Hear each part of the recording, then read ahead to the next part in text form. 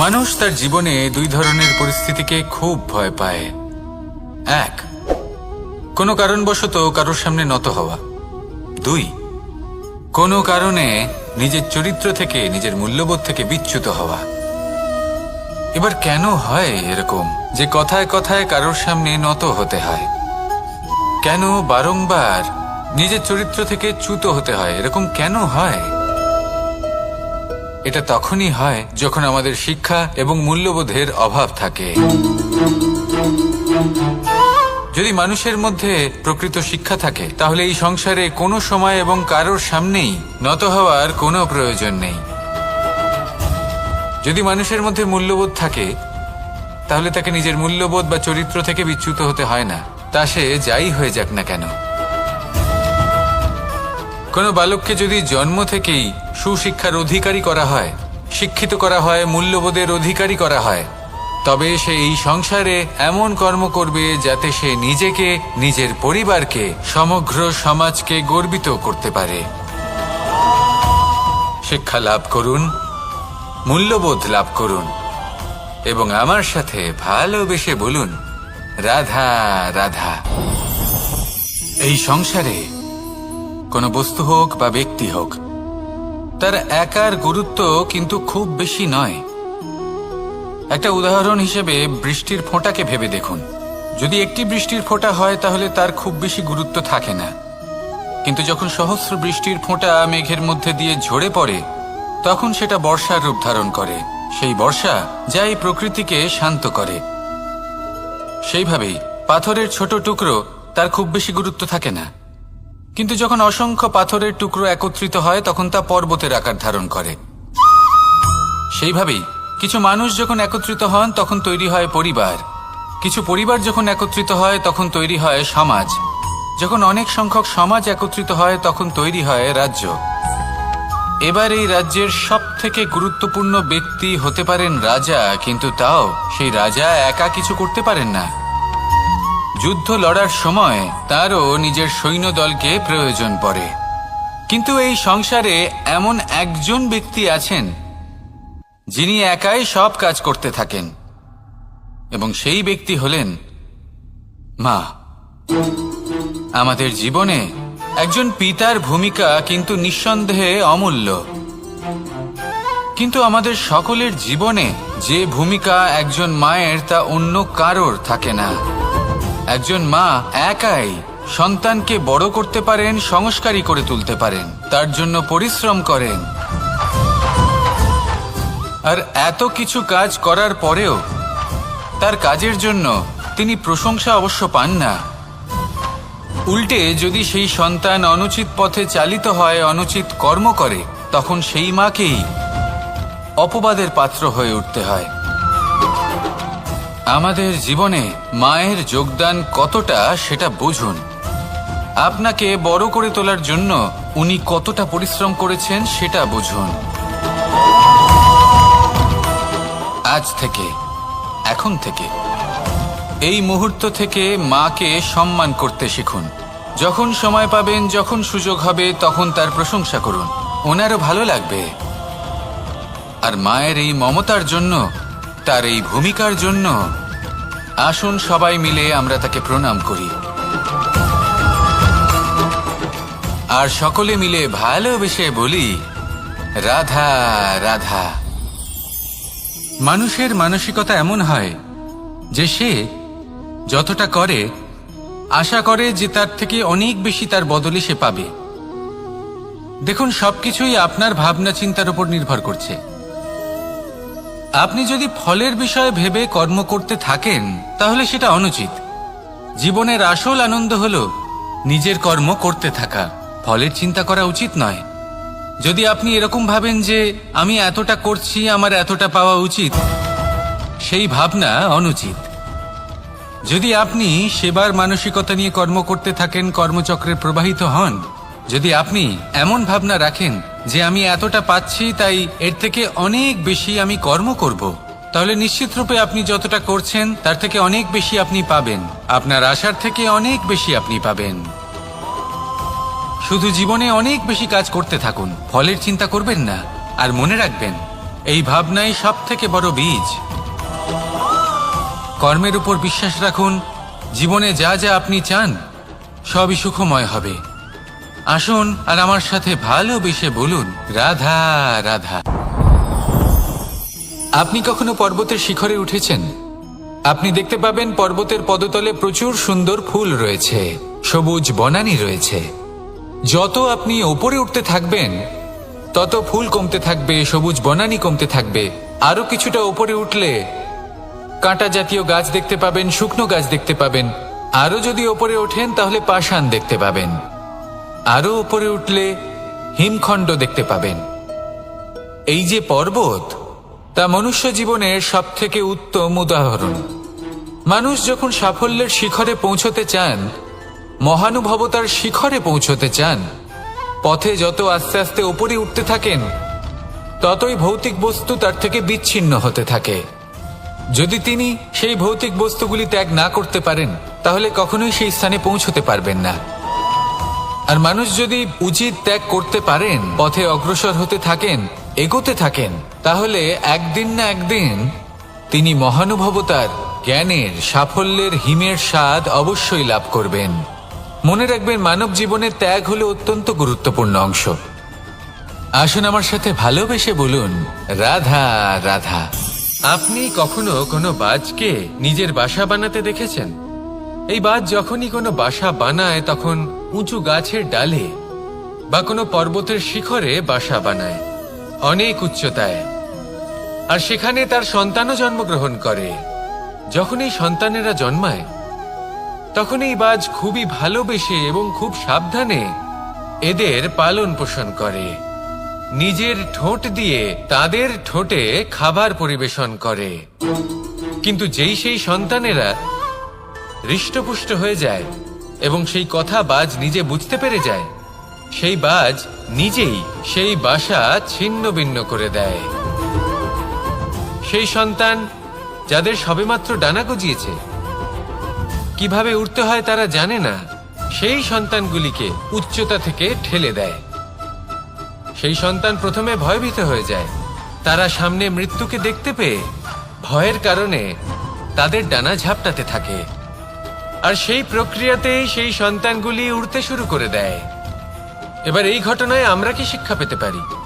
এটাই, যদি আপনি মাতা পিতা হন তাহলে নিজের সন্তানকে অবশ্যই স্নেহ করুন, কিন্তু তাদেরকে নিজের আঁচলের তলায় বেঁধে রাখবেন না। যদি আপনি চান আপনার সন্তান জীবনে উন্নতি করুক, তাহলে নিজের মুঠো থেকে তাদের স্বতন্ত্র করে দিন। এই সংসারে সংঘর্ষ করতে দিন। সেই সন্তান নিজেই বুঝতে পারবে যে জন্মের সময় পাওয়া ডানা কি করে ব্যবহার করতে হয়। আর আপনার চোখের সামনে আপনার সন্তান এই আকাশে উড়তে থাকবে। তাহলে আসুন আমার সাথে ভালোবেসে বলুন, রাধা রাধা। এই সংসারে সব থেকে বড় ব্যক্তি কে? আপনি বলবেন, এই কেমন ধরনের প্রশ্ন? কিন্তু এটা হলো সব থেকে উচিত প্রশ্ন। কেউ এর উত্তর দেবে যে সেই মহাপ্রতাপী রাজা, তিনি হলেন সব থেকে বড় ব্যক্তি, সেই বড় রাজনীতিবিদ, তিনিই সব থেকে বড় ব্যক্তি। আমি আপনাকে জানাই যে সংসারের সব থেকে বড় ব্যক্তি হলেন তিনি, যার সাথে দেখা করলে আপনি নিজেকে ছোট মনে করবেন না। কোনো ব্যক্তি যিনি সব থেকে বেশি শক্তিশালী, আপনি যদি তার সামনে যান তাহলে উনি আপনার অন্তরের শক্তিকে বাইরে বের করে আনবে। আপনার অন্তরের লুকিয়ে থাকা শক্তিকে জাগ্রত করতে প্রেরণা প্রদান করবে। তিনি হলেন বড় ব্যক্তি, তিনি হলেন মহান ব্যক্তি। তিনি নন যিনি নিজের বল এবং ঐশ্বর্য দ্বারা আপনাকে তার সামনে ছোট প্রমাণ করবেন। এবং সেই জন্য মহাদেব আমার আরাধ্য হলেন আমার খুব প্রিয়। কারণ রাজা হোক বা ফকির, কেউ যদি ওনার সামনে যান তাহলে সে নিজেকে ছোট মনে করেন না। আপনিও যদি জীবনে অনেক বড় হতে চান তাহলে কাউকে কখনো নিজেকে ছোট মনে করতে দেবেন না। তার অন্তরে বড় হয়ে ওঠার প্রেরণা প্রদান করুন। আসুন আমার সাথে ভালোবেসে বলুন, রাধা রাধা। সূচের শেষে একটি ছিদ্র থাকে যার দ্বারা আমরা এই সুতো পরাতে পারি। আর তারপর সূচের সাহায্যে এই সুতো দিয়ে বস্ত্র সেলাই করা যায়। কিন্তু যদি সুতোটা সোজা করে ধরা না হয় তাহলে সূচে কখনো এই সুতো পরানোই সম্ভব নয়। যদি এতে কোনো গিঁট পড়ে তখন তা কখনোই এই ছিদ্র দ্বারা প্রবেশ করা সম্ভব নয়। ঠিক এইভাবেই যদি আপনি কারোর জীবনে প্রবেশ করতে চান, কারোর অন্তরে প্রবেশ করতে চান, তাহলে আপনাকেও সহজ থাকতে হবে। এতে কোনো গিঁট থাকলে চলবে না, অর্থাৎ মনে যাতে কোনো মালিন্য না থাকে, যেন কোনো কুচিন্তা না থাকে। যদি এসব থাকে তাহলে আপনি কখনো কারোর জীবনে প্রবেশ করতে পারবেন না। আর যদি কোনোভাবে আপনি প্রবেশ করেও যান তাহলে তার মনে ঘর করতে পারবেন না। নিজেকে এই সুতোর মতন করে তুলুন, সহজ। মনে যেন কোনো কুচিন্তা না থাকে, সবার প্রতি যেন সদ্ভাবনা থাকে, শুভ চিন্তা থাকে। এমনটা করতে থাকুন। এমন একটা দিন আসবে যেদিন এই সমস্ত সংসারের ব্যক্তির মনে আপনি বাস করবেন, আর তখন এই মন প্রসন্ন হয়ে বলবে, রাধা রাধা। কথায় আছে যে এমন কোনো অক্ষর নেই যার দ্বারা কোনো মন্ত্র হয় না, এমন কোনো বনস্পতি নেই যা নিজেই একটা ঔষধি নয়, পৃথিবীর এমন কোনো ব্যক্তি নেই যার মধ্যে কোনো যোগ্যতা থাকে না। শুধু প্রয়োজন হলো যে ব্যক্তিকে আমরা খুঁজে চলেছি তাকে সঠিকভাবে চিনে নেওয়া। যদি তার যোগ্যতা, তার বিশেষত্ব আমরা বুঝতেই না পারি তাহলে আর লাভ কি রইল? এই সংসারে এমন অনেক ব্যক্তি রয়েছেন যারা ছোট ছোট অসফলতার কারণে আপনাকে এটা বলে দেবে যে আপনি কোনো কাজের নন, আপনি হলেন মূর্খ, আপনি কিছুই করতে পারবেন না। এইসব কথায় কখনোই বিশ্বাস করবেন না, কারণ আপনি এবং প্রত্যেকটি জীব এই পরমাত্মা এবং এই প্রকৃতির সৃষ্টি, যা অত্যন্ত বিশেষ। যদি আপনাকে উদাহরণ দিই তাহলে একদিকে আছে তরোয়াল, একটা বড় লম্বা তরোয়াল যার দ্বারা যুদ্ধ করা যায়, জয়লাভ করা যায়। আর অন্যদিকে রয়েছে একটা ছোট্ট সূচ, কিন্তু যে কাজ একটা ছোট্ট সূচ করতে পারে তা একটা তরোয়াল দ্বারা সম্ভব নয়। এর অর্থ হলো এটাই যে প্রত্যেকটা রচনা অত্যন্ত অমূল্য এবং অত্যন্ত বিশেষ হয়। তাহলে বিশ্বাস রাখুন যে আপনি অত্যন্ত বিশেষ একজন, আর প্রেমের সাথে বলুন, রাধা রাধা। এটা হলো ধান গাছ। এর থেকে যে চাল উৎপন্ন হয় তা মানুষ গ্রহণ করেন। আর এটা কি? এ হলো জংলি ঘাস। একবার ভেবে দেখুন, যদি এই জংলি ঘাস ধান গাছের আশেপাশে থাকে তাহলে কি হবে? ধান উৎপন্ন হতে পারবে? তা উৎকৃষ্ট হতে পারবে? আমরা কি তা গ্রহণ করতে পারবো? কখনোই নয়। এই জংলি ঘাস ধানকে নষ্ট করে দেবে, কিন্তু নিজে জীবিত থাকবে। এটাই হলো আজকের শিক্ষা। এই সংসারে যদি আপনি নীতির পথে চলতে চান, উচিত কর্ম করতে চান, সংসারকে সেবা করতে চান, তাহলে জংলি ঘাসের মতো ব্যক্তিদের থেকে সবসময় দূরে থাকতে হবে। সেই ব্যক্তি যারা দুর্নীতি এবং মিথ্যা দ্বারা পরিপূর্ণ, যাদের ব্যবহার অশুভ, যাদের অনেক অশুভ গুণ রয়েছে, তারা সঠিক নয়। সেই সকল ব্যক্তি যাদের চরিত্র অত্যন্ত দুষ্ট হয়, তারা হয় শুভ চরিত্রের ব্যক্তিকে একদম নষ্ট করে দেয়, নয় নিজের মতো বানিয়ে তোলে। তাই যদি আপনি নীতির পথে চলতে চান, এই সংসারের জন্য শুভ কর্ম করতে চান, তাহলে সেই সঙ্গ লাভ করুন যে সঙ্গ জ্ঞানে পরিপূর্ণ, যাদের মধ্যে অনেক গুণ আছে, যাদের থেকে প্রতিদিন কিছু শিখতে পারবেন। এমন ব্যক্তির সাথে জীবন অতিবাহিত করুন, দুরাচারীদের থেকে দূরে থাকুন। তবেই এই মন প্রসন্ন হয়ে বলবে, রাধা রাধা।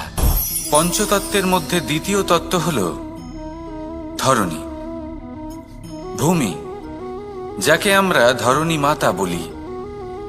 এই ধরণী ধৈর্য ধারণ করে, আর এর ওপরেই আমাদের সমগ্র সংসার নির্ভরশীল। কারণ এই ভূমি সহ্য ক্ষমতা রাখে, এর সহ্য ক্ষমতা হলো অপরিসীম। সন্তান যতই আঘাত প্রদান করুক না কেন, প্রেম পূর্বক সহ্য করে, আর তার বদলে অমূল্য রত্ন প্রদান করে। সন্তান যদি হাল চালায় তাহলে তার বদলে তাকে অন্ন প্রদান করে। এটাই হলো ধরণী। এবার এর থেকে আমরা কি শিক্ষা পেতে পারি? এটাই যে কারোর জন্য কিছু করা বা কাউকে কিছু দেওয়া মনে কোনো কামনা ছাড়াই। আর এই কথাটা বুঝে যান, যদি কারোর জন্য কামনা না রেখে বা কোনো পাওয়ার আশা না রেখে কারোর জন্য কিছু করেন বা কারোকে কিছু দেন, যদি এটা আপনি শিখতে পারেন তবে আপনি ভালোবাসতে শিখে গেছেন। আর সেই জন্যই এই ধরিত্রীকে মাতা বলা হয়, কারণ মাতা শুধু উনি নন যিনি গর্ভে সন্তানকে ধারণ করেন, মাতা তো উনিও যিনি জীবন বাঁচতে শেখান, যিনি জীবন বাঁচার উদাহরণ প্রদান করেন। তাহলে ধরনীর থেকে এই নিঃস্বার্থ ভাব শিখুন, নিঃস্বার্থ ভালোবাসা শিখুন, আর এই ভালোবাসার সাথেই বলুন রাধা রাধা। এই সংসারে আমরা প্রকাশ কোথা থেকে পাই? এর উত্তর বড়ই সরল। ভোরে যখন সূর্যোদয় হয় তখন প্রকাশের কিরণ আমাদের ঘরে এসে পৌঁছয়। এইভাবেই আমরা প্রকাশ লাভ করি। এবার এই প্রকাশের আলোতেই আমরা সারাদিনের কাজ সম্পন্ন করি। সন্ধে হয়ে যায়, সূর্যাস্তও হয়ে যায়, আর আমাদের ঘর যাতে অন্ধকার না হয় তার জন্য আমরা একটা প্রদীপ প্রজ্বলিত করি। এটাই ঘটে আমাদের জীবনেও। এবার প্রবাহমান আয়ুর সাথে আমরা আমাদের অন্তরে যদি একটা প্রদীপ প্রজ্বলিত করে নিই তাহলে বিষয়টাই অন্যরকম হবে। এবার আপনি বলবেন কোন প্রকাশের কথা বলছি যে আমাদের অন্তরে জাগ্রত করা সম্ভব? আমাদের আত্মার মাঝে প্রেমের প্রকাশ জাগ্রত করার কথা বলছি। কারণ আমাদের এই জীবন এও হলো দিনের আলোর মতো। আজ প্রকাশ আছে কিন্তু কোনোদিন অবশ্যই অস্ত হবে। কিন্তু অস্ত হবার আগে যদি আমরা আমাদের আত্মার মাঝে প্রেমের এই প্রকাশ উজ্জ্বলিত করে নিই তাহলে আমাদের সন্ধ্যাকালও আমরা আনন্দে এবং প্রেমে যাপন করব। তাহলে আসুন আর আমার সাথে ভালোবেসে বলুন রাধা রাধা।